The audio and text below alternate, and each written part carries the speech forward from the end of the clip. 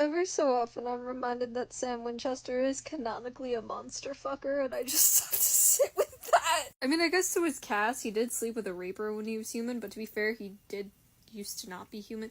I don't know, it's interesting that Dean is, like, canonically the character who would sleep with anything that moves. Or that was the persona they wanted to, like, perpetuate.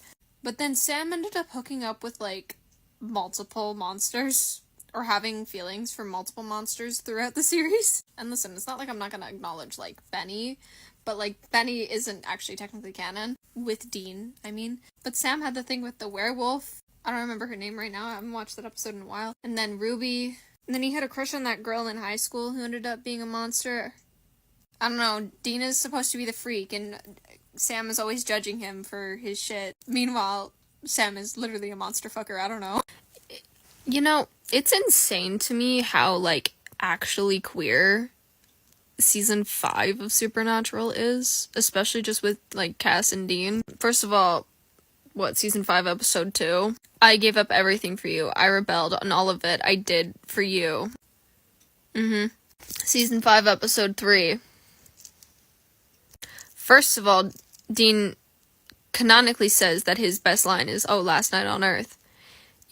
Right before he hooks up with Anna, because Anna uses the "last night on Earth" line on him.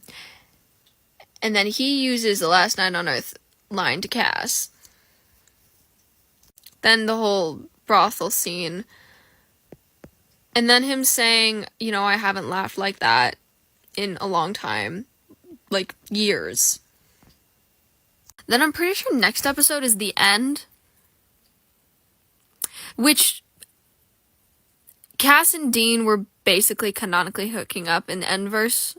Like, and this is when we're, like, picking up off of a finale where Cass betrayed Heaven when throughout the whole season it was consistently brought up that Cass had to be reprimanded and other people had to go in his place to talk to Dean because he had a soft spot for Dean.